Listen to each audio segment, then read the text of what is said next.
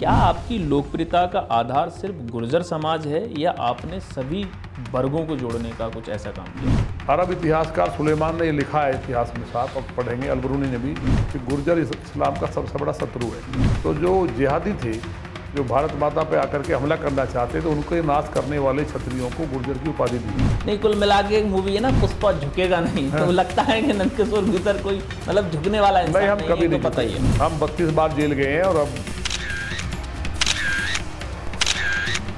लोगों के लिए जेल गए हैं जी। बड़े बड़े धुरंधर अधिकारियों से टकरा हुआ है, बड़े बड़े माफियाओं से टकरा हुआ है। मनोज सिंह का विवाद आपका बड़ा छाया रहा है और ये भी आरोप लगा था कि मनोज सिंह ने आपको धमकाया था। केवल मेरे लोग, जी, आम आदमी, गरीब, शरीफ, व्यापारी, जो भले लोग हैं, जो प्रदेश में ईमानदारी के साथ अच्छा काम कर रहे हैं, उन सबको अधिकार है मुझे धमकाने और डांटने का, मेरा विरोध करने का। लेकिन कोई बेईमान हो, भ्रष्ट हो, गाय कटवाता हो, गाय काटने के पैसे लेता हो, क्या उस अधिकारी की हैसियत है कि मुझसे नजर मिला लेगा? आपका नाम हमेशा विवादों में ही क्यों रहता है? नंदकिशोर गुर्जर ने आज ये कह दिया, नंदकिशोर गुर्जर ने आज ये बोल दिया, मतलब विवादों से क्यों नाता है? विवाद कहाँ है? सही बात को सही कहना, जनहित में कहना विवाद तो नहीं होता, मैं समझता हूँ। कहता है कि आप सड़क छाप राजनीति करते हैं, इससे क्या आपकी छवि बिगड़ रही है? हम तो सड़क पे रहते हैं, पब्लिक के बीच में रहते हैं।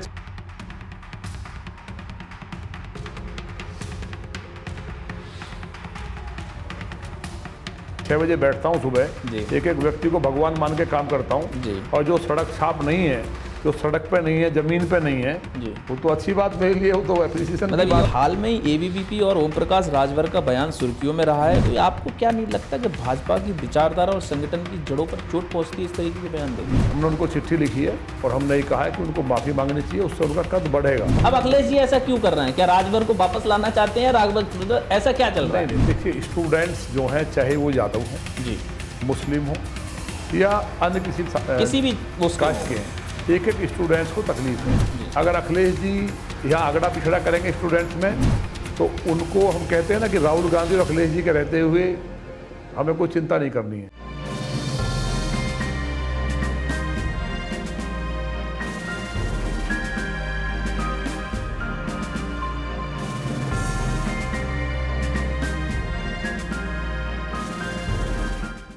नमस्कार, स्वागत है दी डेमोक्रेसी विद दीपक शर्मा में। आज का एपिसोड बेहद खास होने जा रहा है क्योंकि आज हमारे साथ हैं गाजियाबाद से फायर ब्रांड नेता और भाजपा के विधायक नंदकिशोर गुर्जर जी। ये वो नेता हैं जितने विकास कार्यों की बात भी करते हैं, उतने ही विवादों में भी रहते हैं। कभी अफसरों से भिड़ते हुए आप इनके लिए देखते पाए जाएंगे, कभी आप विपक्ष पर भी हमला, कभी पार्टी अनुशासन पर भी सवाल उठा देते हैं और कभी फटे कुर्ते के साथ मीडिया की हेडलाइन में भी बने रहते हैं। तो विधायक जी हमेशा चर्चा में रहते हैं, तो आइए आज हम शुरू करते हैं उनके साथ बेबाक सवाल और जवाब। तो नमस्कार विधायक जी, आपका स्वागत है हमारे पॉडकास्ट में। Thank you. तो शुरुआत सबसे पहले लोग क्या करते हैं कि इतिहास से बात करते हैं, करियर से शुरुआत करते हैं, तो थोड़ा सा राजनीति में, क्योंकि आपका जो इतिहास यानी कि आपकी जो राजनीतिक शुरुआत है वो कहीं ना कहीं छात्र जीवन से जुड़ी हुई है, तो राजनीति में आपकी एंट्री कैसे हुई, ये चीज की यहीं से शुरुआत करते हैं।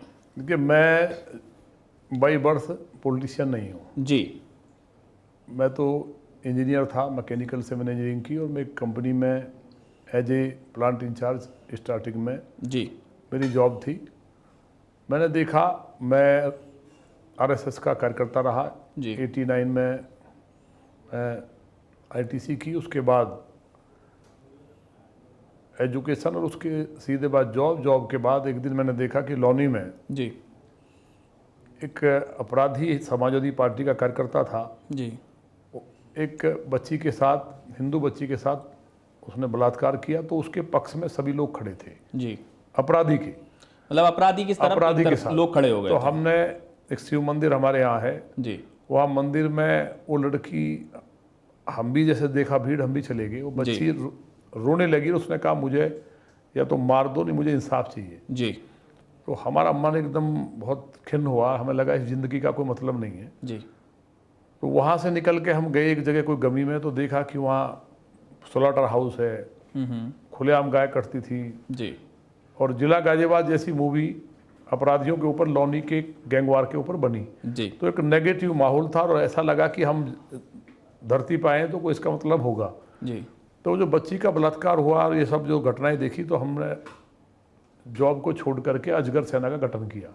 अजगर सेना ये आप किसकी बनाई हुई, आपकी खुद की बनाई हाँ, हुई है? हमने बनाई, हमारी अजगर सेना बनाई और उससे हमने लोगों को जोड़ना चाहा, लोग जुड़े नहीं। आपने ऐसा नाम क्यों चूज किया अजगर से रिलेटेड? अजगर से अजगर जो भ्रष्टाचार, अन्याय, अत्याचार सबको निगल जाता मतलब है, निगलने, अच्छा इसका पर्याय आपने इस तरीके से सबको निगल जाएगा जी तो उसके लिए एक मन में था कि लड़ना चाहिए। जी मैं शिवाजी महाराज और बाला साहब ठाकरे जी को कहीं ना कहीं बहुत पढ़ता था, देखता था, तो उनको मैं कहीं ना कहीं अपना एक आदर्श के रूप में लिया जी और शुरू किया कि जिस तरह से उन्होंने शिवसेना बनाई और मुंबई जैसी जगह में काम किया, शिवाजी महाराज ने विपरीत परिस्थितियों में देश के लिए काम किया, हिंदुओं को बचाया, तो उससे करते हुए लेकिन लोग जुड़े नहीं, तो मैंने फिर दोबारा एडमिशन लिया और 27 साल से इलेक्शन बंद थे छात्र संघ के। जी समाजवादी पार्टी की सरकार थी, लंबा आंदोलन चला, 9 महीने तक सड़क पे सोए हम, 9 दिन पानी की बूंद नहीं पी और गर्ल्स के कपड़े फटे, थाने पे अभी हंगामा हुआ है, तमाम चीज़ें हुई और उसके बाद मुझे किसी ने टिकट नहीं दिया। ये किस समय की, ये 2004 की बात। 2004। अच्छा। तो मैं इंडिपेंडेंट, मैं लड़ना नहीं चाहता था क्योंकि तमाम पार्टियों से बड़े बड़े धुरंधर लोग लड़ने के लिए आए और मुझे मेरे घर वालों ने एक तरह से ये सोचा कि ज़्यादा पढ़ने की वजह से ये मानसिक रूप से डिस्टर्ब हो गया है, मतलब ज़्यादा पढ़ाई कर ली तो लोग ये मानने लगे कि अब डिस्टर्ब हो गया, इसलिए सब मतलब भाई किसी की जॉब लग जाए जी तो सब वेल आदमी कहीं ना कहीं जब अपनी ज़िंदगी में सेटल्ड हो जाए तो उसके बाद उसको आवश्यकता क्या, तो कोई एक मन में एक ज्वाला थी, तो वो उसके कारण फिर निर्दलीय चुनाव लड़े हम जी।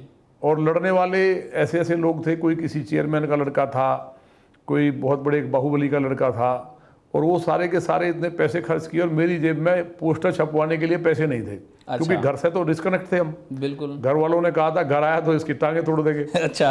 अब हम वहीं रहते थे स्टूडेंट्स के साथ ही जी, और तब हमारी जेब में 900 रुपये थे मात्र। अच्छा। और 100 रुपये हमने स्टूडेंट्स ने इकट्ठे किए, 1000 रुपये के 1000 पोस्टर छपते थे। अच्छा। तो होर्डिंग वगैरह के लिए पैसे थे नहीं। अच्छा। लेकिन क्योंकि वो आंदोलन हमने चलाया जी, इसलिए स्टूडेंट्स हमारे साथ थे। तो चुनाव हुआ, चुनाव में जितनी भी पार्टियां थीं जी, उन सबकी जमानत जब्त हुई जी, और मैं चुनाव जीता निर्दलीय, और वहाँ से फिर हमने स्टूडेंट्स को जोड़ा। लेकिन ये कभी नहीं था कि मैं राजनीति करूँगा जी जी। मुझे था कि एक ऐसी ताकत खड़ी करनी है लौनी में, जो इस तरह का मुस्लिमों का आतंक है या जो दूसरे अपराधी हैं, कि लोगों को राहत मिले और यहाँ का डेवलपमेंट के लिए सरकारों के खिलाफ हम लड़ाई लड़के या का विकास कराएं जी।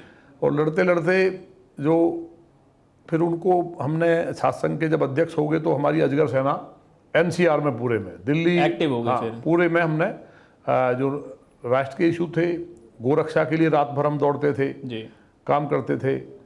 शुरू में जब स्टूडेंट्स लाइफ के दौरान हम बजरंग दल में भी काम किया जी जी, तो उनके कारण आगे बढ़ते गए और 2009 में माननीय राजनाथ सिंह जी, अखिलेश जी से भी हमारा बहुत अच्छा संपर्क रहा, लेकिन हम पार्टी में कभी नहीं रहे। अच्छा, मतलब विचारधारा नहीं, वहाँ हमारे एक रिश्तेदार के थ्रू हम लोग कभी कार्यालय गए, तो तब हम पॉलिटिक्स में नहीं थे। अच्छा। इंजीनियर थे, तो उनसे भी हमारा परिचय था, ऐसा हम उनका सम्मान बहुत करते थे, वो भी हमारा बहुत सम्मान करते थे, तो हम लगातार चलता रहा। लेकिन फिर हम निर्दलीय चुनाव लड़े, उसके बाद माननीय राजनाथ सिंह जी चुनाव लड़ने आए गाजियाबाद से लोकसभा का।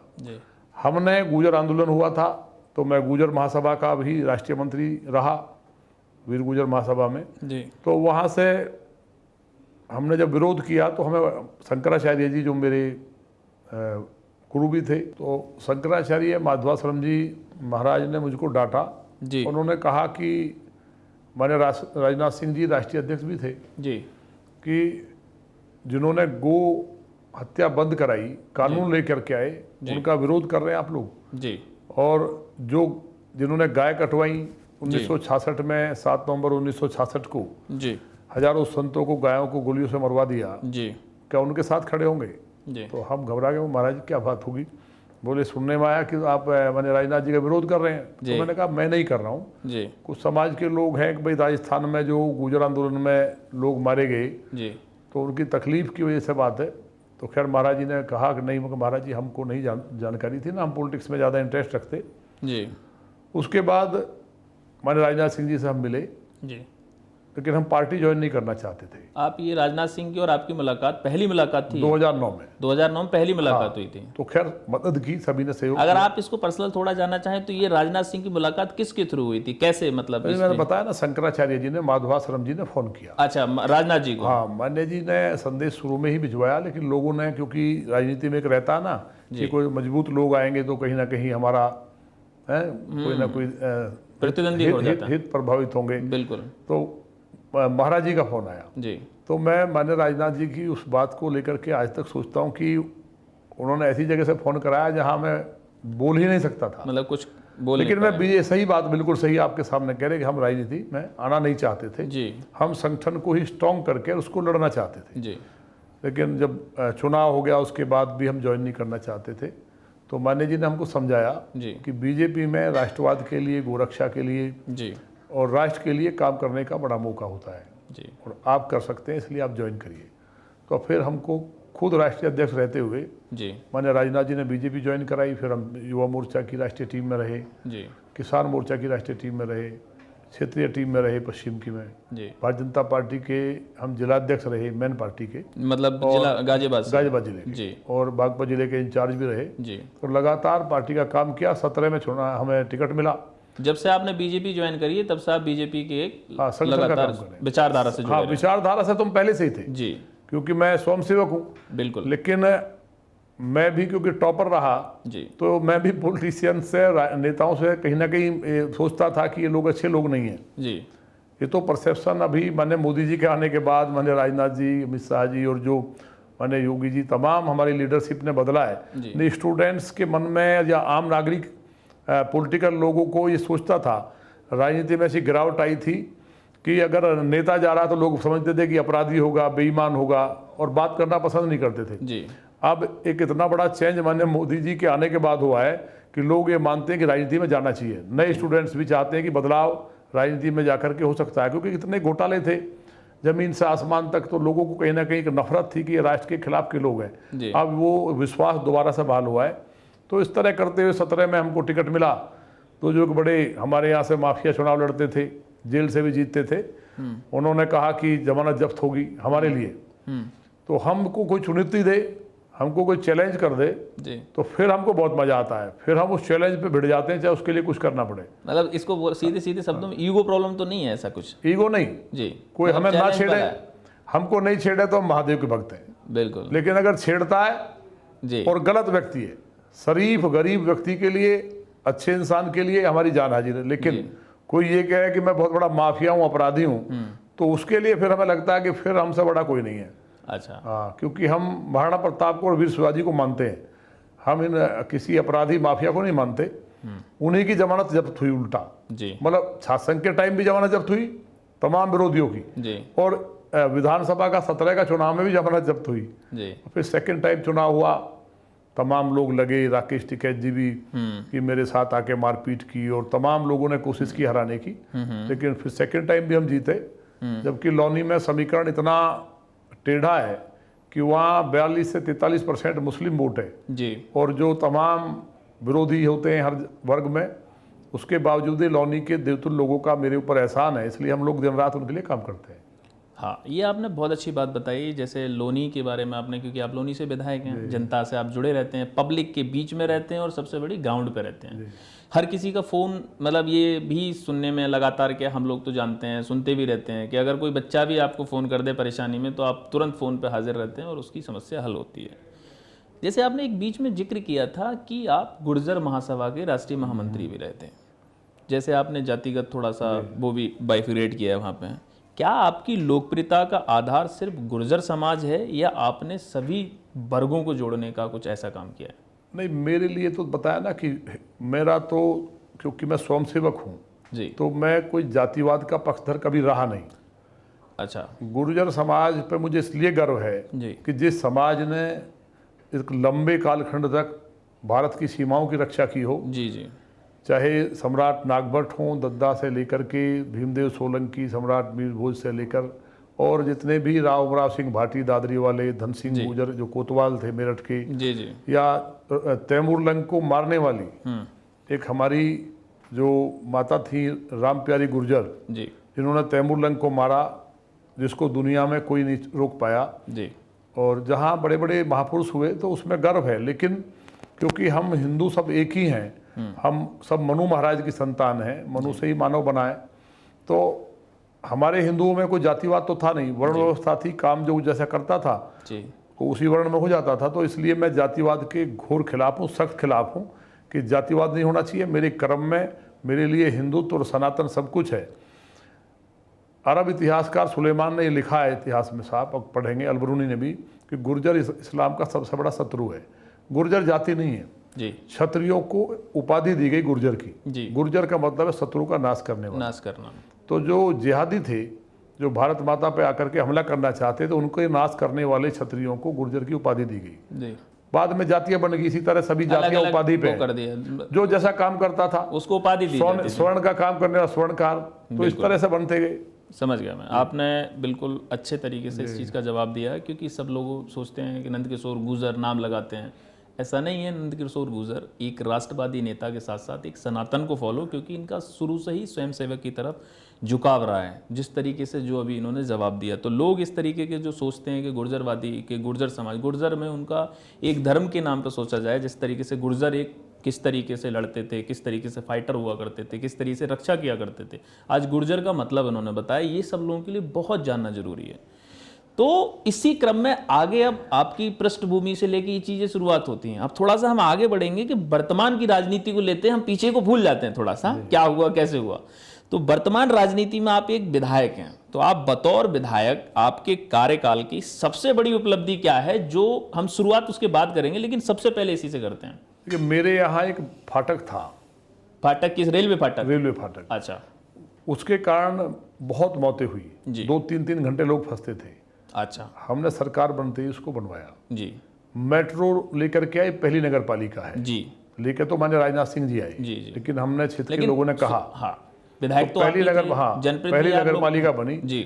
आप सरप्राइज आश्चर्य करेंगे जी कि एक भी 12वीं का इंटरमीडिएट स्कूल तक नहीं था लौनी में जी। जो थे हमारे बाबा जी ने एक बनाया था जी। मेरे दादा ने, वो सब ऐसे मैनेजमेंट के थे लेकिन राजकीय नहीं था। 2 इंटरमीडिएट बने, ITI बनाई, अभी प्राइमरी स्कूल नहीं थे, हॉस्पिटल्स नहीं थे, सारी चीज़ें वहाँ कराई हैं जी। और बिजली इतनी शानदार आती नहीं थी जी।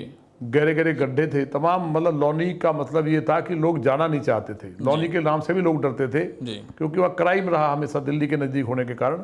तो बड़ी उपलब्धियों में तो मेट्रो और हमारा फ्लाईओवर, बेटियों के लिए डिग्री कॉलेज, ITI इंटरमीडिएट और 14 नए बिजली घर और तमाम ऐसी चीज़ें हैं जो हुई हैं। अगर उसको हम कहेंगे तो लंबा समय लगेगा, लेकिन ये लोग भी मानते हैं। मेन जैसे व्यक्तिगत, जैसे मैंने पूछा कार्यकाल का सबसे बड़ी उपलब्धि, तो मुझे जो लगता है सबसे बड़ी उपलब्धि जैसे आपने रेलवे, वो फ्लाईओवर के कारण लोगों की जिंदगी आसान हुई। ये सबसे बड़ी उपलब्धि। 2-2 घंटे अटैक हुआ, किसी को बीमार है, कई लोगों की मौत हुई। बिल्कुल। तो उससे बनने के बाद हमें लगा कि एक बड़ा काम हुआ है। बहुत बढ़िया। जनता ये भी कहती है कि सड़क, पानी और बिजली पर काम अधूरा है। आपके क्षेत्र में क्या लगता है इस चीज़ के बारे में? नहीं, मेरे यहाँ एक सड़क है जिसको नगर पालिका में हमारे यहाँ एक बड़ा भ्रष्टाचार हुआ जिस पर विजिलेंस की FIR भी है जी। तो उसके कारण अभी रोड को हमने बड़ा शानदार बना दिया था, पानी भरने से वो टूटी है।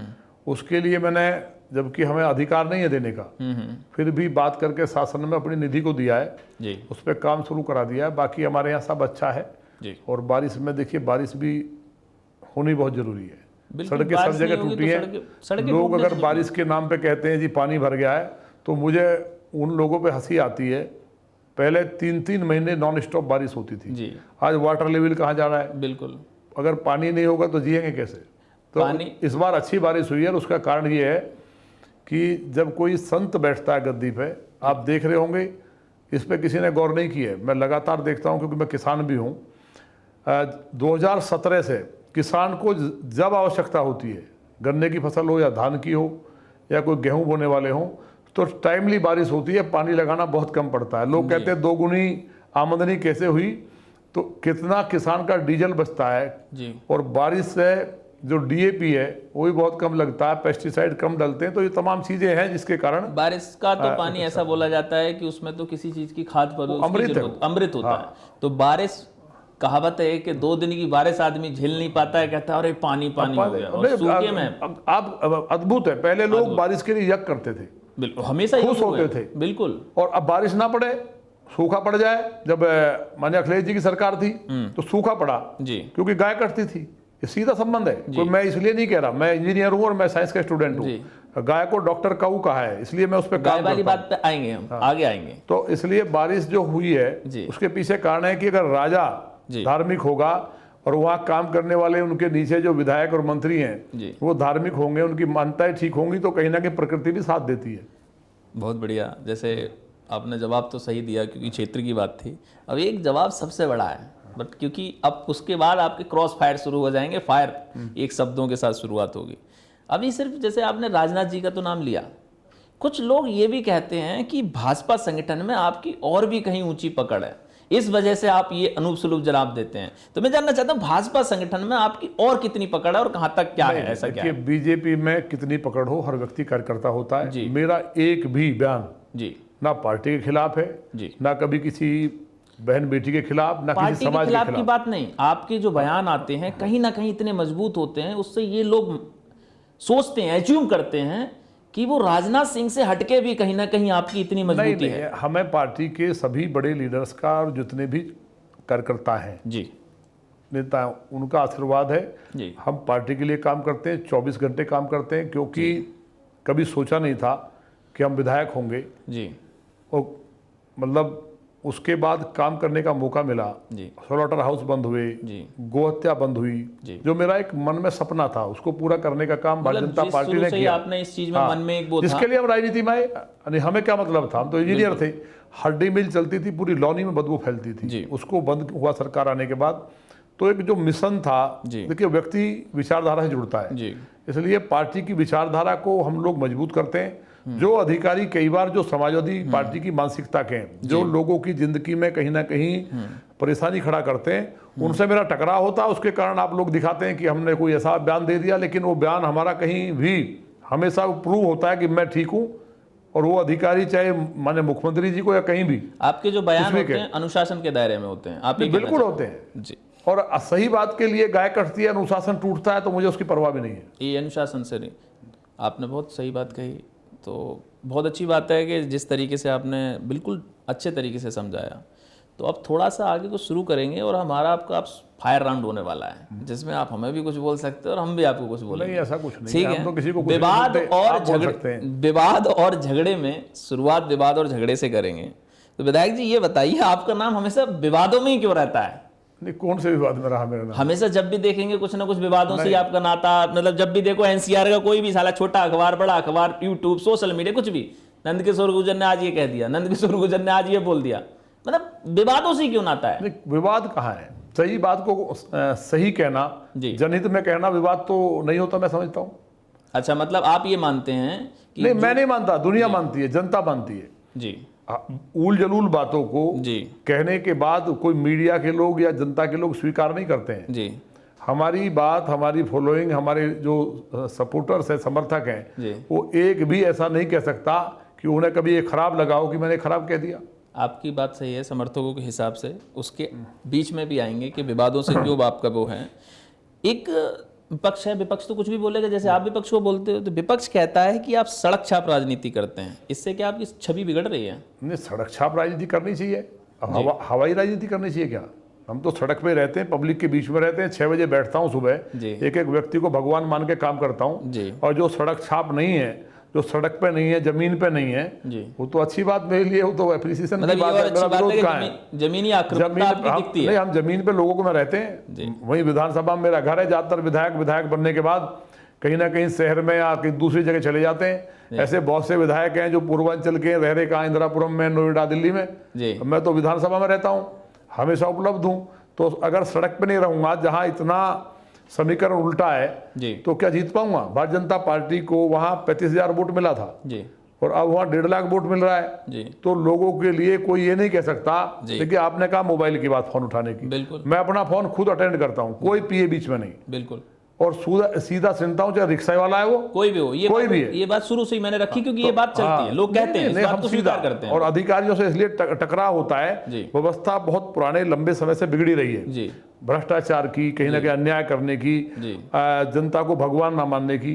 लोकतंत्र में जो कर्मचारी हैं, चाहे वो डीजीपी हैं या चीफ सेक्रेटरी हैं, सब जनता के नौकर हैं, हम जनता के सेवक हैं। जनता भगवान है। अगर वो ये कहेंगे कि आइए, अब हमारे कमिश्नर आए हैं, उन्होंने कहा कोई भी व्यक्ति अगर आता है उसको चाय पूछिए, उसका काम करिए, तो एक बदलाव हुआ है। रेस्पॉन्स टाइम उत्तर प्रदेश में गाजियाबाद का नंबर 1 आया है अभी, तो उसके लिए हम लड़ते हैं, वो सुधार हो रहा है। जी बिल्कुल सही बात है। तो आपने आक्रामकता, जमीनी, इस चीज़ का जवाब दिया, बहुत बढ़िया बात है। कई बार जैसे आपने बीच में पुलिस को जिक्र अभी आपने खुद ब खुद ही किया है, तो आपने कई बार पुलिस अफसरों पर ये भी हमला बोला, कई तरीके के बयान दिए हैं। इससे भाजपा पार्टी को अनुशासन उल्लंघनता नहीं मानती, क्योंकि सरकार तो आपकी है?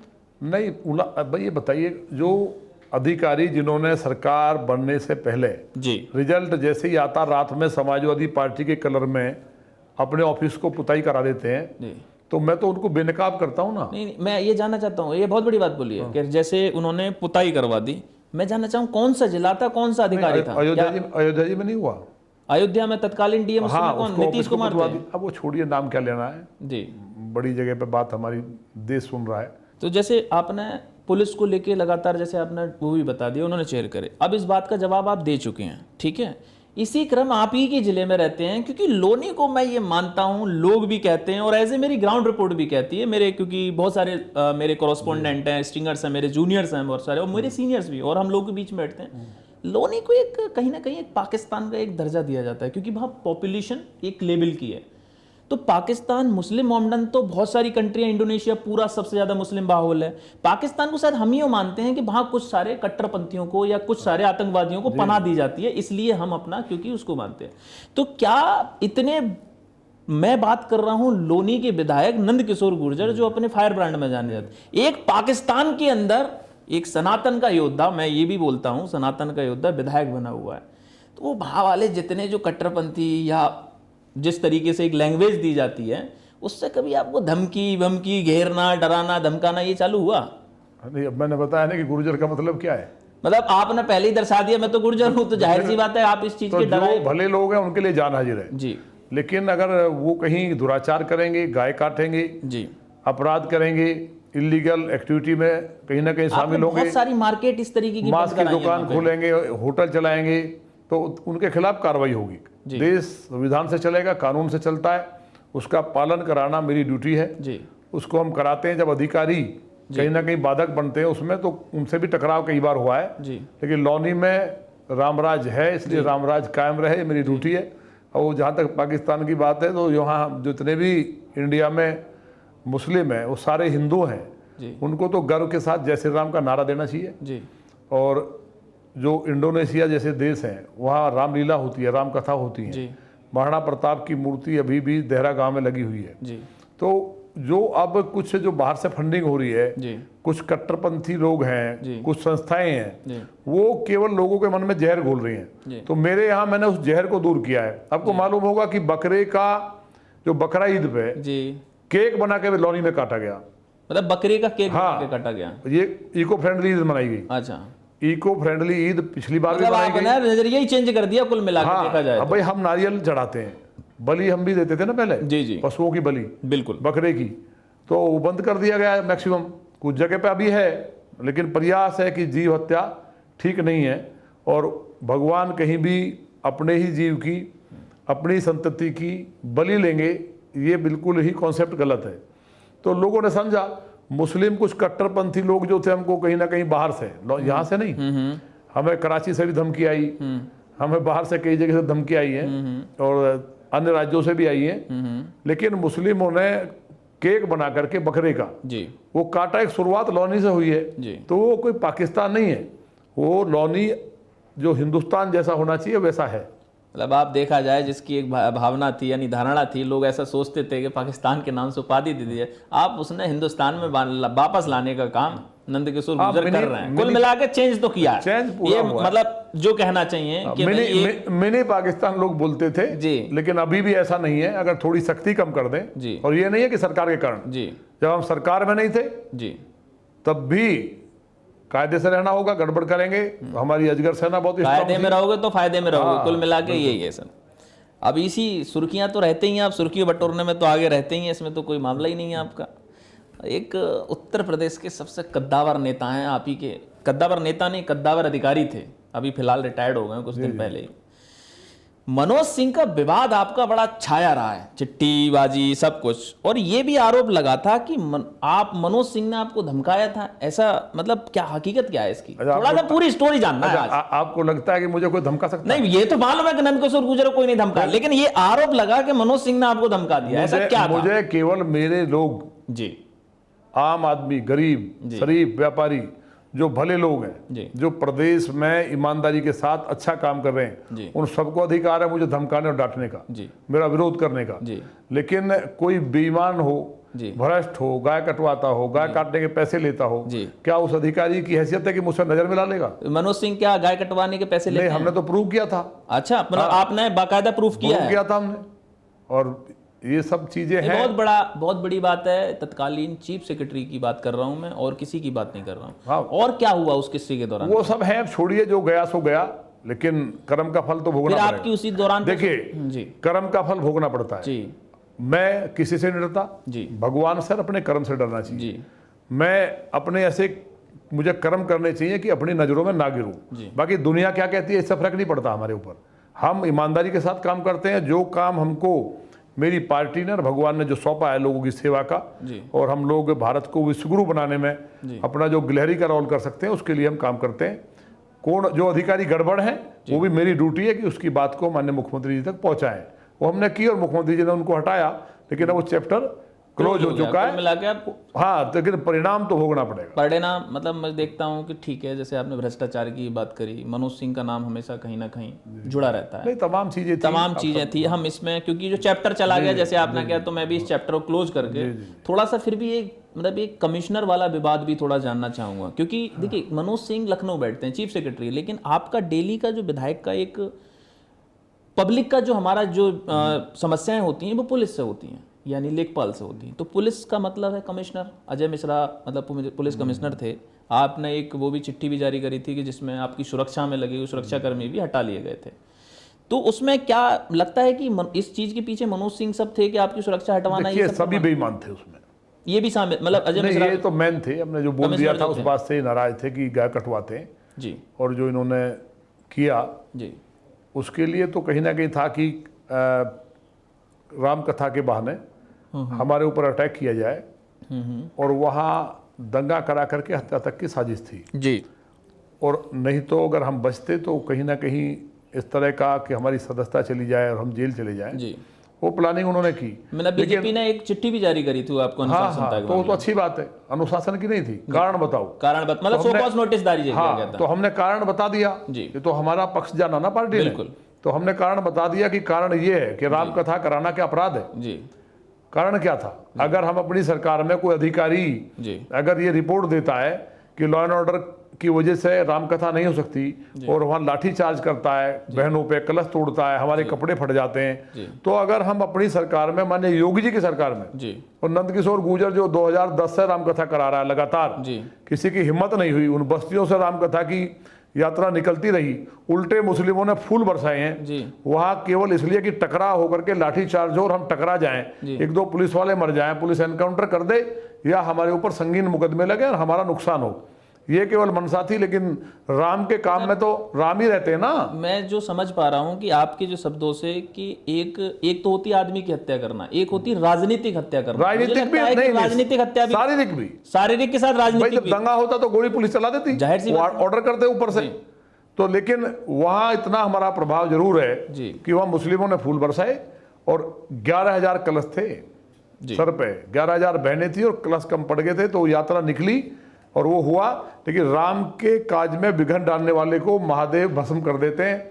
अब ना कोई सा बचाए ना बचने वाला है, ना बचने वाला है। मतलब आने वाले समय कार्रवाई निश्चित कुछ है, ऐसा चल रहा है? कार्रवाई तो चली रही है जी। लेकिन ये बताइए कि राम कथा पे लाठी बरसा करके अगर कोई अधिकारी ये कहता है कि लॉ एंड ऑर्डर की दिक्कत थी, तो अगर योगी जी की सरकार में हम राम कथा नहीं करा सकते तो जो राम राज्य को लेके आए हैं उसी में राम कथा को रोक रहे थे। विषय ये है कि पाकिस्तान थोड़ी है ये जी कि राम कथा नहीं हो सकती। अरे क्यों नहीं हो अगर सकती? नहीं हो सकती इसका मतलब सरकारी फेल है, वो अधिकारी फेल है, उनको सस्पेंड कर देना चाहिए था उसी टाइम कि तुम राम कथा हमारा विधायक नहीं करा सकता, यहाँ का रिपोर्ट दे रहे हो। अरे जो पब्लिक, जिस पब्लिक के जनप्रतिनिधि, जनता ने उस जनप्रतिनिधि को बनाया है, अगर वो उसका संरक्षण नहीं कर सकता किसी चीज में, तो यानी कि मैं भी इस चीज को, लोग भी कहते थे, लोग भी मानते हैं कि जो हुआ वो गलत हुआ था। उसके बाद तमाम सुर्खियां, जैसे आपने एक फटा कुर्ता था, आप रामायण सर पे लेके वहां तक गए थे, उस दौरान पे बहुत सारा बीजेपी से भी चला था उल्टा सीधा, संगठन आपकी तरफ से, संगठन नहीं, से संगठन से नहीं चला। कुछ लोग हो सकते हैं जो हमारे विरोधी हों, लेकिन ये सभी के यहाँ गया कि भी इतनी बड़ी रामकथा जो 2010 से कराता है, परंपरागत भी है, अनुमति भी है, सारी चीजें, उसके बाद भी अनुमति ना होने का आरोप लगा। अनुमति हमने दिखाई, उसके बावजूद भी ये हुआ। अरे भाई वो तो केवल बताया ना कि उनको ये था कि मैं लूट में बाधक था उनकी, मैंने योगी जी की सरकार की मंशा के अनुसार काम हो, जो मुझे ड्यूटी लॉनी के देवतुल नागरिकों ने दी है, उनका काम हो, उसमें बाधक, तो उन्हें लगा कि इसको रास्ते से हटाओ। अब वो राम के काम में कोई अगर बाधक बनता है तो राम ही है। तो शंकर जी राम कथा को कहने वाले कौन है? माँ पार्वती जी को कथा शंकर जी ने तो सुना ही राम कथा, राम कथा की उत्पत्ति करने वाले शंकर जी हैं। तो जिस कथा में हनुमान जी जो शंकर जी का रूप है वो रहते हों, उस पर अगर कोई हमला करेगा, इसलिए मैंने कहा था कि भगवान श्री राम 14 साल तक वनवास रहे, बिना कपड़ों के रहे, नंगे पैर रहे, तो मैं नंगे पैर रहूंगा, कुछ खाऊंगा नहीं, इन्हीं कपड़ों में रहूंगा। तो लोगों ने कहा भी कब तक रहोगे? मैं पूरे जीवन रहूंगा, लेकिन अधिकारी पर कार्रवाई हो। तो मुख्यमंत्री जी को जब सही बात पता चली तो उसके खिलाफ कार्रवाई हुई, लेकिन ऐसा होना नहीं चाहिए था, क्योंकि राम कथा पे बिना कारण लाठी बरसाने वाले अधिकारी, ये बात तो बिल्कुल के खिलाफ कार्रवाई तत्काल होनी चाहिए। बिल्कुल, राम राज्य जो लेके आए उसी में पूछने की किसी परमिशन की जरूरत नहीं होती है। सरकार हमारी है, सरकार आपकी है, देखना चाहिए। फिलहाल अभी की जो मुद्दे आपने सही बिल्कुल एकदम, क्योंकि कुछ लोगों को नहीं पता था, लोग सोचते थे कि उल्टे सीधे नंदकिशोर गुर्जर जो हैं अपने बीजेपी पे ही बयान कर रहे हैं, संगठन के ही खिलाफ बोल रहे हैं। ये एक माहौल बनाया गया, ये मीडिया में चल रहा था। मैं तो स्वयं संगठन का आदमी हूँ, ये माहौल एक बनाया गया था। वो तो लोग बनाते ही हैं, विरोधियों को उस दौरान पे जब लगातार आप फायर थे कि नहीं मैं नहीं मानूंगा, मैं तो ऐसे ही रहूंगा, तो उस दौरान पे किसी का फोन आया बनाने के लिए, अरे यार क्यों कर रहे हो ऐसा? ऐसे किसी नेताओं के, बड़े नेताओं को बातें तो होती ही हैं पार्टी में तमाम। अच्छा, मतलब आते थे फोन? हमने कहा लेकिन हम प्रण कर चुके हैं, जब तक नहीं हटेगा, जब तक ये अधिकारी नहीं हटेगा हम नहीं मानेंगे, जिसके भी फोन आते हैं। हम भी सूर्यवंशी हैं, और अभी अपने कुछ कहा जी जो बीच में ना नाराज होके, तो वो आपने कुछ नहीं किया। मैं जो चाहता था उसी समय पे इंटरव्यू हमारा स्टार्ट हुआ। अच्छा, हाँ, मेरा मूलांक 1 है। जी, मैं सूर्यवंशी हूँ, सूर्य का जो अंक है 1 है, 1 नंबर है, 1 नंबर है ना। तो सूर्य जिसका उच्च का होता है। जब आपने शुरू किया, मैं भी ब्राह्मण हूँ तो इतना मुझे जानकारी है। जब शुरू हुआ आपका इंटरव्यू जी, तो मैं चाहता था कि 1 मिनट लेट हो जाए। अच्छा, और वो लेट हुआ और वो 1 अंक हो गया उस टाइम। अच्छा, ओके, मतलब आप एस्ट्रोलॉजी और वास्तु के साथ साथ इसको मानते हैं? नहीं, सभी मानते, मानना भी चाहिए, अगर नहीं मानते हैं तो कहीं ना कहीं फिर आदमी परेशानी होता है। तो फिलहाल ये मुद्दे तो वो थे जो आपके जीवन में जुड़े रहते हैं, और ये हमेशा नंदकिशोर गुर्जर के साथ जुड़ेंगे, क्योंकि नंदकिशोर गुर्जर झुकने वाले में से नहीं है। ये तो सही बात के लिए झुकना भी नहीं चाहिए। नहीं, कुल मिला के एक मूवी है ना पुष्पा, झुकेगा नहीं, तो लगता है कि नंदकिशोर गुर्जर कोई मतलब झुकने वाला इंसान नहीं, हम कभी नहीं, पता ही है। हम 32 बार जेल गए हैं, और अब लोगों के लिए जेल गए हैं जी। बड़े बड़े धुरंधर अधिकारियों से टकरा हुआ है, बड़े बड़े माफियाओं से टकरा हुआ है, लेकिन हम पे कोई एक आरोप नहीं लगा सकता कि हम अपने निजी एजेंडा मेरा कभी रहा हो। जनता के लिए जेल गए, मुझसे ज़्यादा उत्तर प्रदेश में शायद कोई जेल नहीं गया होगा जी। तो जनता का आशीर्वाद है, जिनके लिए हम लोग काम कर रहे हैं, तो उन्होंने बनाया है जी जी जी। इस समय पुराने विवाद पे बात हुई, आप सीधे बात आएंगे ताज़ा सुर्खियों पर, और ताज़ा सुर्खियां इस समय हैं साहब एबीवीपी और राजभर, और उसके बीच में आपका भी बयान आ रहा है। तो मैं ये जानना चाहता हूं कि हाल में ही एबीवीपी और ओम प्रकाश राजभर का बयान सुर्खियों में रहा है। भाजपा के सहयोगी दल के मंत्री, यानी आपके सहयोगी दल के मंत्री भी हैं वो, और एबीवीपी पर सवाल उठा रहे हैं। तो आपको क्या नहीं लगता कि भाजपा की विचारधारा और संगठन की जड़ों पर चोट पहुँचती है इस तरीके के बयान देके? देखिए, राजभर जी बहुत सीनियर व्यक्ति हैं जी, उम्र में भी काफ़ी बड़े हैं हमसे जी। उनके द्वारा स्टूडेंट्स को गुंडा कहना ये कोई स्वीकार नहीं कर सकता जी। और जहां तक एबीवीपी की बात है, मैं स्वयं छात्र संघ का अध्यक्ष रहा हूं जी। आप क्योंकि मेरठ से आप मेरठ यूनिवर्सिटी के अध्यक्ष मैं छात्र संघ तो अध्यक्ष क्योंकि रहा हूं। ये बात आपके लिए बहुत मैटर करती है। तो एक छात्र नेता होने के नाते जी। विद्यार्थी परिषद का कार्यकर्ता जी। क्योंकि कहीं ना कहीं वो सीधा स्वयंसेवक होता है जी। आरएसएस का कार्यकर्ता भी होता है जी। तो वैचारिक रूप से भी राष्ट्रवाद उसके अंदर कूट कूट के भरा होता है। वो कभी राष्ट्र की संपत्ति को नुकसान हो या उसके कारण किसी का भी नुकसान हो देश के व्यक्ति का, वो कर नहीं सकता। एक यूनिवर्सिटी का चेयरमैन मतलब फ्रॉड करते हुए एडमिशन लेता है और उसकी मान्यता नहीं है एलएलबी की, और उसके बाद अगर स्टूडेंट कहते हैं कि हमारा कैरियर खराब हो रहा है, तो आप सोचिए जितने भी देश भर के लोग जुड़े हुए हैं और मुझे सुन रहे हैं, क्या उनके बच्चे अपराधी हैं या गुंडे हैं वो जिनका कैरियर खराब हो रहा है? तो उस जो विश्वविद्यालय के चेयरमैन हैं उन पर कार्रवाई करानी चाहिए। उनके कार्रवाई के बजाय स्टूडेंट्स को गुंडा कहना, मैं समझता हूं कि इसको कोई स्वीकार नहीं करेगा। इसलिए मैंने राजभर जी क्योंकि सीनियर भी हैं और मैंने मंत्री हैं, उनसे कहा था कि आपको माफ़ी मांगनी चाहिए। मतलब आपकी बात हुई है राजभर जी से इस मामले पे? नहीं, हमारी बात नहीं हुई। हमने उनको चिट्ठी लिखी है और हमने ये कहा है कि उनको माफ़ी मांगनी चाहिए, उससे उनका कद बढ़ेगा। कई बार गलत हो जाता है, राहु का प्रभाव सर पे हो जाए किसी के तो वो पता नहीं क्या बोलने लगे। लेकिन उसके बयान देने के बाद तो तमाम जैसे बहुत सारे एबीपी कार्यकर्ता, ऑब्वियसली छात्र नीति से बड़ा कोई नहीं राजनीति में, छात्र नीति सबसे पहले शुरू होती है। छात्र राजनीति से ही निकल के बड़े बड़े नेता बने हैं, चाहे कोई भी रहा हो। तो ओम प्रकाश राजभर के घर पे जिस तरीके से एक उन्होंने तो ये कहा हमारे घर पे हमला बोला गया, तो क्या मतलब अब तक मुझे नहीं लगता कि ओम प्रकाश राजभर को इसमें सामने आके माफी मांगनी चाहिए जिस तरीके से आपने चिट्ठी लिखी है। देखिए, क्योंकि उस बयान को, उस चीज को लोग इस्तेमाल करेंगे, क्योंकि मैं अब विपक्ष पे जाने वाला हूं इस बात के बाद। नहीं, इस्तेमाल करेंगे, ये बात सही है जी। फिर आप लोग कहेंगे अगर मैं छात्र संघ का अध्यक्ष रहा होता जी आज की डेट में जी, तो हमला नहीं इतना बड़ा आंदोलन होता जी कि माफी मांगनी पड़ती 4 घंटे में। मतलब आप आ गए कुल मिला के, क्योंकि आप छात्र राजनीति से शुरुआत है। नहीं, तो आपको लगता है कि गलत तकलीफ हो रही है? तकलीफ की बात नहीं है क्या? स्टूडेंट्स को आप गुंडा कह देंगे? मैं तो देख रहा हूं कि अखिलेश जी पता नहीं क्या बोल रहे हैं कि वो उनके वहां पिछड़े जाति के नेताओं के साथ सही नहीं हो रहा है। अरे भाई, इस स्टूडेंट्स वाले बयान पे वहां तो दलित छात्र भी हैं, वहाँ स्वर्ण भी है, सभी जाति के होते हैं, छात्र होता है कुल मिला के, उस जाति के सभी धर्म के भी हैं जी। भाई, हम किसी मुस्लिम के खिलाफ नहीं है, बिल्कुल। जो देश के लिए अच्छा काम कर रहे हैं उनको हम लोग हमेशा हमारा सपोर्ट भी करते हैं, साथ रहते हैं, बिल्कुल। लेकिन आप पूरे स्टूडेंट्स को गुंडा कह देना, एक पूरे संगठन को जो देश के लिए जब जब जरूरत पड़ी कोरोना से लेकर के तमाम ऐसे मोर्चों पे, चाहे कश्मीर में तिरंगा यात्रा से लेकर तमाम आज जो धारा 370 हटी है, इन तमाम मामलों में स्टूडेंट्स जो एबीवीपी का कितना बड़ा योगदान रहा है इसका आकलन किसी ने नहीं किया। और उस संगठन को कि बच्चों का कैरियर अंधकार में जा रहा, उनके माता पिता बच्चों के, मैं ये कह रहा हूँ कि हम इतने स्वार्थी नहीं है हिंदुस्तान का व्यक्ति। अगर उन बच्चों का कैरियर खराब होता तो देश भर के लोगों को इस बात से तकलीफ है और उनके ऊपर लाठीचार्ज होने से जिन अधिकारियों ने किया उन पर माननीय योगी जी खुद संज्ञान ले रहे हैं, कार्रवाई होगी।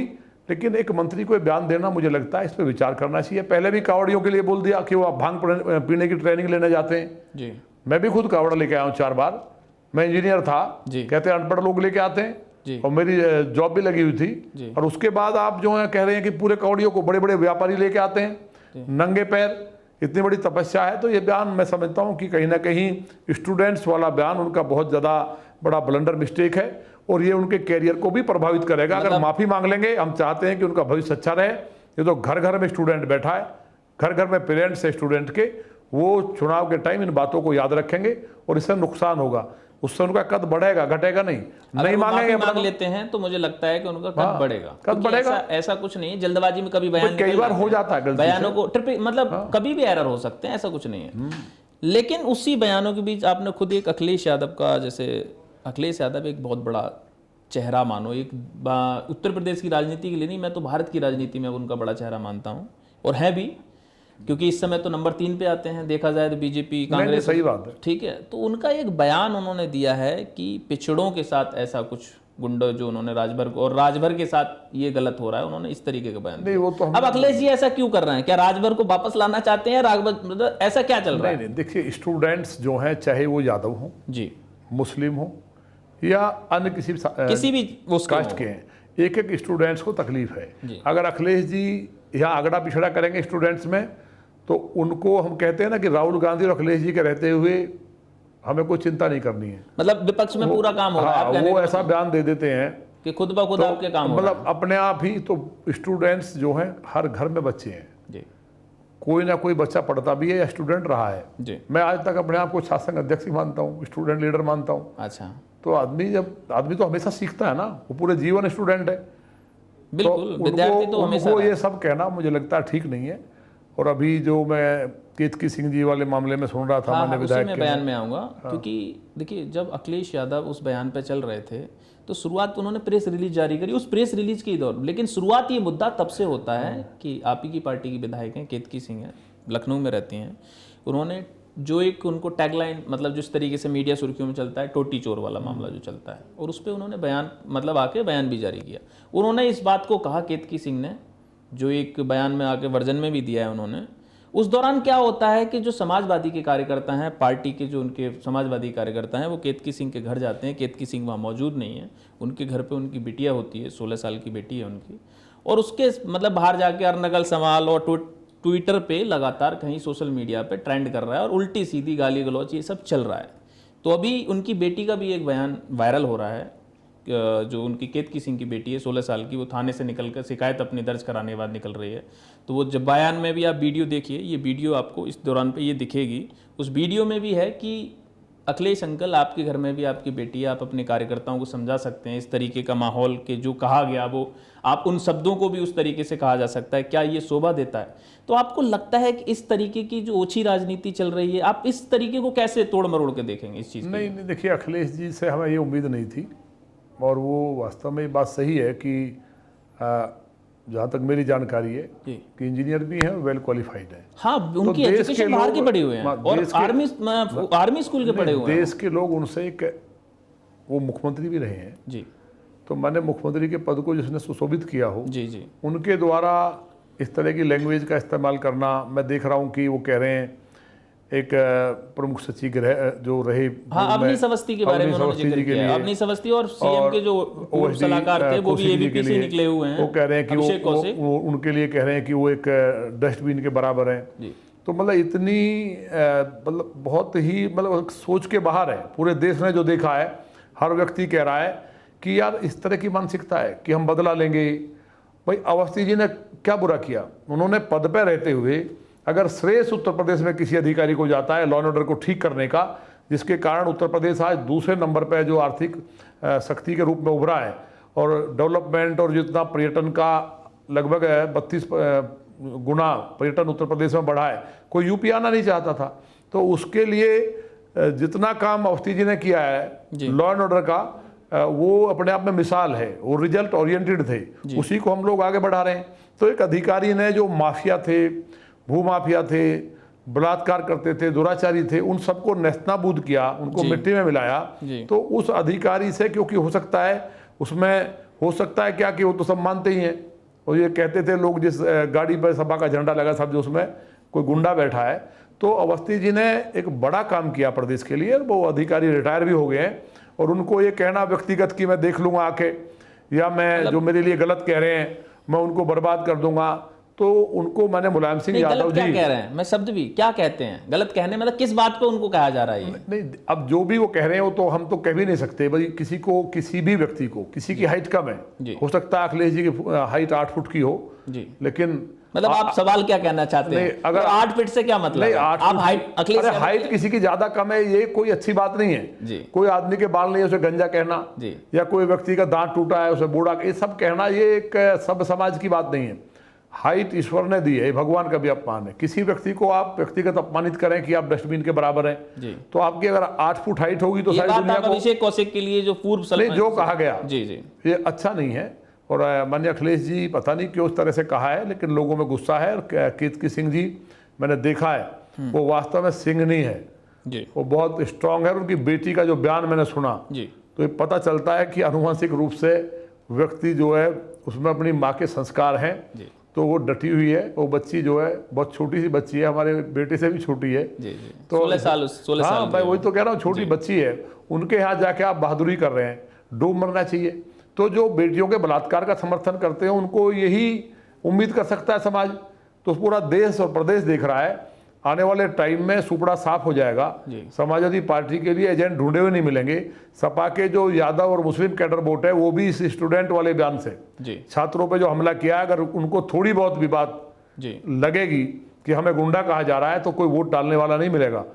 तो ये सब चीजें मतलब आप देखा जाए तो इससे, जैसे अगर ओम प्रकाश राजभर अगर माफी नहीं मांगते, राजभर जी हो या अखिलेश जी हो, जो ये सब जाति की बात कर रहे हैं कि ओबीसी, अब ओबीसी कहाँ से आ गया स्टूडेंट में।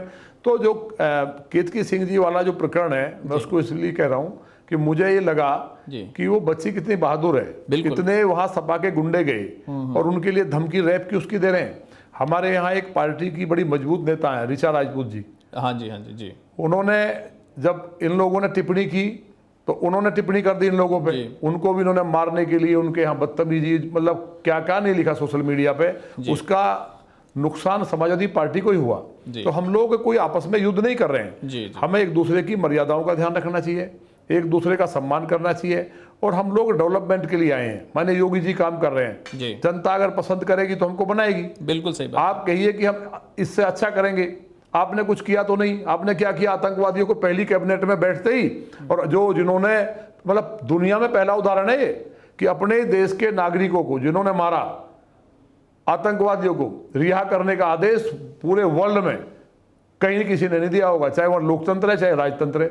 जहां पहले ऐसे माननीय मुख्यमंत्री हैं कि पहली कैबिनेट में कहते हैं कि आतंकवादियों को रिहा करो, माननीय न्यायालय को कहना पड़ा कि इनका अभिनंदन और करो। 2013 का जिक्र कर रहे हैं, 13 की बात कर रहे हैं, जैसी सरकार में आते हैं सबसे पहला तो पहली कैबिनेट में निर्णय होता है कि आतंकवादियों को रिहा किया जाए। जिन्होंने मंदिरों में विस्फोट किए हमारे यहाँ के नागरिकों को, वो हर बिरादरी हर वर्ग जाति के लोग थे, मंदिरों में जो गए थे उनको मारने का काम किया, उन्हें रिहा करने की बात करते हो तो उनकी सोच 13-14 लोग ऐसे थे जिनको रिहा करने का आदेश हुआ था, ऐसा कुछ। वो तो सारे लोग थे जो विस्फोट किए, जिन्होंने जो आतंकवादी बनारस में थे, अयोध्या, कई जगह पर हुआ था।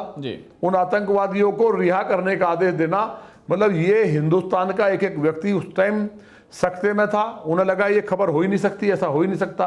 वो तो माननीय न्यायालय का हम धन्यवाद करते हैं कि उन्होंने रोका, कार सेवकों को मार दिया गया। आज राम मंदिर बन रहा है, इतना शानदार, लोग जय जयकार कर रहे हैं। किस मुंह से कहते हैं? तो उस मंदिर में सभी जा रहे हैं, हम अयोध्या जी में तो राम मंदिर बनाया ही हमने, कॉरिडोर जो बनाया है, जो कॉरिडोर बनने जा रहा है मथुरा जी में बांके बिहारी मंदिर का, कि लोग देखेंगे भविष्य में। आज वहाँ भगदड़ मचती है, कोई काम तुमने किया नहीं, आज प्रदेश में पर्यटन बढ़ा है, तो ये सारी चीजें हैं। लेकिन आतंकवादियों को रिहा करना, बेटियों के बलात्कार का समर्थन करना, गुंडों के साथ खड़ा होना, अतीक अहमद के कुत्ते से हाथ मिलाते हों जो नेता उनके, तो जो पुरानी परंपरागत सोच है वो केवल आतंकवादी अपराधियों के लिए पार्टी काम करती है। आज जनता के लिए काम हो रहा है। जितने भी हमारे माननीय मंत्री, हमारे केशव जी को देखिए आप, पीडब्ल्यूडी मंत्री थे, पूरे प्रदेश का नक्शा बदल दिया, गड्ढे गड्ढे थे, कितना बड़ा चुनौती थी उनके सामने। तो तमाम काम हो रहे हैं, उससे वो बौखला करके इस तरह की बातें कर रहे हैं, उन्हें नहीं करना चाहिए। नहीं, आपने बहुत अच्छी बात बताई, क्योंकि आपने पूरा विश्लेषण के साथ, जैसे अखिलेश यादव के बयानों को लेकर अभी जो जिक्र हुआ, क्योंकि ये सबसे बड़ा इस समय करंट का मुद्दा था, इस चीज़ पे डिस्कस हुआ। मैं थोड़ा सा और डीप में जाना चाहता हूँ, क्योंकि आप हमेशा उसमें रहते हैं। जैसे गाज़ियाबाद आपका क्षेत्र आता है, जब आपका ये सब चल रहा था उस दौरान पे एक बात क्वेश्चन रह गया था, जो क्वेश्चन फिर से मेरे दिमाग में आया, क्योंकि ये सब लोग जानना चाहते हैं, क्योंकि क्यूरियोसिटी थी, मेरे मन में भी क्यूरियोसिटी थी। जब जैसे आपने बयान दिए तो उस समय पर चिट्ठी एक जारी होती है, तो क्या, जैसे हमारे सीएम साहब योगी आदित्यनाथ, मैं सीएम साहब की बात कर रहा हूँ, क्या उनका फ़ोन या उनसे बात होने की कोशिश हुई कि आप ऐसा क्यों कर रहे हैं, इस तरीके का? उन्होंने जानी कि अधिकारी ऐसा कर रहे हैं, क्या आपको बुलाया सीएम साहब ने, या आपने अपना पक्ष सीएम साहब के सामने रखा? नहीं, बुलाया, पक्ष रखा भी गया, तभी तो कार्रवाई हुई। मतलब आप मिले उसके बाद ये कार्रवाई हुई? क्योंकि उसी दौरान पे बीच में एक उमा भारती का भी बयान आता है कि उस दौरान पे सुना जाता है कि उमा भारती ने सीएम साहब से बात करी। महासभा ने ऐलान किया था कि माननीय प्रधानमंत्री जी साहब मिलेंगे, क्योंकि हमने वोट बीजेपी को दिया है और हम ये अपमान बर्दाश्त नहीं करेंगे। तो उसमें दीदी उमा भारती जी तो साक्षात शक्ति हैं, वो देवी हैं, तो उनका बयान आया और उन्होंने कहा कि वहाँ घिराव ना करें। तो हमने पूरे समाज से बात की, रिक्वेस्ट की, क्योंकि ऐलान कर चुके थे, उसको आंदोलन को वापस लिया कि गुर्जर समाज राष्ट्र के साथ खड़ा हो और ये ना करें, मेरा निवेदन है। और मेरे लिए आदेश भी, उसमें आदेश भी किया था उन्होंने। अच्छा, क्योंकि हाँ लिखा था उसमें कि शायद उन्होंने बयान भी कि मेरे बेटे की तरह है, मैं इस तरीके का बयान भी आया था। छोटे भाई की तरह, बिल्कुल। तो वो इसलिए तमाम चीज़ें हुई। अब ये सब चीज़ें होती हैं कई बार। चलिए खैर, मुद्दा हुआ, गए, अब नई छवि की बात करते हैं और भविष्य और छवि की बात कर लेते हैं कि पुराने मुद्दे हैं। करंट में बात हो ही गई कि जिसमें हम एबीपी को लेकर राजभर की बात हुई थी। आप जैसे नंदकिशोर गुर्जर के साथ साथ एक आप नेता भी हैं और आप एक इंजीनियर, आपने बताया इंजीनियर भी और छात्र नेता रहे हैं। नहीं, मैं एडवोकेट भी हूँ। आप एडवोकेट भी हैं, बहुत बढ़िया बात है। अब आप जैसे लोग कहते हैं कि आप विवादित नेता या जनता के सेवक, क्योंकि अब आपका भविष्य और छवि की बात कर रहा हूं मैं इस समय पे, तो नंदकिशोर गुर्जर आप अपने आप को किस रूप में देखते हैं, विवादित नेता या फिर जनता का सेवक? देखिए, ना तो मैं नेता हूँ, मैं जनता का सेवक हूँ जी। और मैं हमेशा बीजेपी का कार्यकर्ता ही रहना पसंद करता हूँ जी। मैं बिल्कुल लेबर की तरह काम करता हूँ, लोगों के बीच में रहता हूँ। 6 बजे मैं लोगों से सुनने के लिए बैठ जाता हूँ जी। एक एक व्यक्ति को जब फ्री हो जाता हूँ फिर फील्ड में जाता हूँ, क्षेत्र में जाता हूँ, उनके लिए जो मुझसे बनता है या राष्ट्र के खिलाफ जो कोई चीज़ें चल रही हैं उन पर भी मेरी नज़र रहती है। अब उसमें कहीं कोई ज़्यादा बड़ा है तो जो लोकतंत्र में मुझे अधिकार मिला है उसके तहत हम उसका विरोध करते हैं, जिसमें कहीं ना कहीं आप लोग कहते हैं कि भाई विवादित बात है। तो इस तरह का कभी विवाद का मतलब रहा नहीं। एक भी आप बयान उठा के दिखा दें, मैं आपके माध्यम से अन्य पत्रकार बंधुओं को भी कहता हूं जो मीडिया हाउसेज है कि विवादित कहना तो वैसा इतना आसान है। कई बार कह देंगे बाहुबली, अरे हम बाहुबली नहीं हैं, हम लोगों के सेवक हैं और जनता की ताकत हमारे साथ है और जनता की ताकत ही लोकतंत्र में सबसे बड़ी ताकत है, सबसे बड़ी ताकत मानी जाती है। लगातार विवादों के बावजूद, जैसे आपने विवादों का शब्द मैं ख़त्म करता हूँ, लगातार आप अपने एक बयानों को लेके जाने जाते हैं। मैं इस शब्द को जोड़ देता हूँ यहाँ से, तो जो अपने बयानों को लेके जाने जाते हैं आप, तो कहीं ना कहीं लोग ये मानते हैं कि भाजपा इस तरीके के बयान आपसे दिलवाती है जिससे कि उनको फ़ायदा हो, कहीं ना कहीं आप हिंदूवादी बात बोलते हैं। तो क्या ऐसा है, आगे भी ये चीज़ें चलती रहेंगी? नहीं, बीजेपी कभी हमसे नहीं कहा, मतलब ऐसी चीज़ें नहीं, इस चीज़ का आप आरोप जो है निराधार नहीं, मैं आपके सामने कह रहा हूँ जी। बीजेपी में कोई बात कहने के लिए व्यवस्था हमारे यहाँ संगठन में, वहाँ प्रवक्ता होते हैं हमारे, अच्छा, उनको बोलना होता है। लेकिन मैं एक स्वयंसेवक रहा और कहीं गाय कटती है और मुझे तकलीफ होती है तो वहाँ वो मैं बोलता हूँ, लेकिन वो कभी ऐसा नहीं होता कि पार्टी का नुकसान हो। और बीजेपी मुझे बयान दिलवाएगी, मैं तो बहुत छोटा कार्य करता हूँ। जी जी जी। बीजेपी के पास एक से एक थिंक टैंक है, एक से एक बड़े प्रवक्ता हमारे हैं बोलने वाले, तो वहाँ से बोलते हैं। लेकिन जो सही है, जहाँ गलत होता है उस आवाज़ को हम उठाते हैं और उस बात को सुना भी जाता है। बहुत बढ़िया बात आपने जैसे बताई, क्योंकि अच्छी बात है।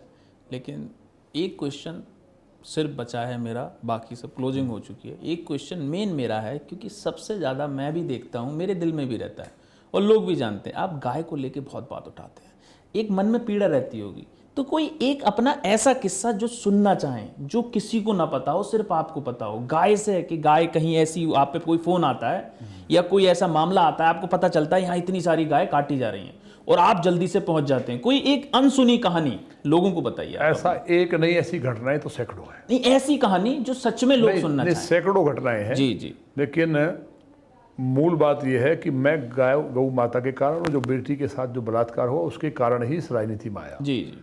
मैं सामाजिक जीवन में जो आया, जो संगठन बनाया, फिर जब लोग नहीं जुड़े तो दोबारा मैंने एडमिशन लेकर के यूथ को जोड़ना है, जी जी, आंदोलन किया, छात्र संघ का अध्यक्ष बना, लोग जुड़े और उसके बाद राजनीति में आया। तो मूल कारण है क्योंकि मैं धार्मिक व्यक्ति हूँ। मैं 6 साल का था तब से मंडे का फास्ट रखता हूँ। मैं देवादिदेव महादेव का भक्त हूँ और इसलिए एक भाव रहता है कि जो हमारा धर्म का प्रतीक भी नंदी महाराज है, जो बैल का जो रहते हैं भगवान साथ, तो धर्म का प्रतीक माना गया है। तो गाय इस ब्रह्मांड की माँ है, गाय विश्व की माता है, वेद कहता है जी। और गाय को आज अमेरिका ने भी कह दिया है कि जो इंडियन काऊ है, जो देसी गाय हमारी, वो चलता फिरता डॉक्टर है, उसको डॉक्टर काऊ कहा है जी। जिसका मूत्र भी कैंसर जैसी बीमारी को ठीक करता हो जी। तो मूत्र तो कभी किसी देवता का भी काम नहीं आता, बिल्कुल सही बात है, लेकिन जिसका मलमूत्र काम आता हो तो उसके लिए भगवान श्री कृष्ण जी नंगे पैर गाय चराते हों। तो ये पूरे समाज को, देश को इस बात से सीख लेनी चाहिए कि भगवान का संकेत है कि गाय की हम रक्षा करें और गो उत्पादों से बनी चीज़ों का प्रयोग करें, तो हम जीवन भर सुखी रहेंगे। और गाय को लक्ष्मी का भी स्वरूप माना गया है जी। तो गाय के लिए ऐसी तो बहुत घटनाएं हैं। एक बार दादरी के पास गो तस्कर गाय लेके जा रहे थे, रात के फ़ोन आया मुझे 1 बजे, हम अपनी टीम के साथ पहुँचे तो वहाँ गोली चली, हम बाल बाल बचे। फिर हमने पकड़ा, उनको पकड़ करके जेल पहुँचवाया, उनका इलाज भी किया जैसा होना चाहिए।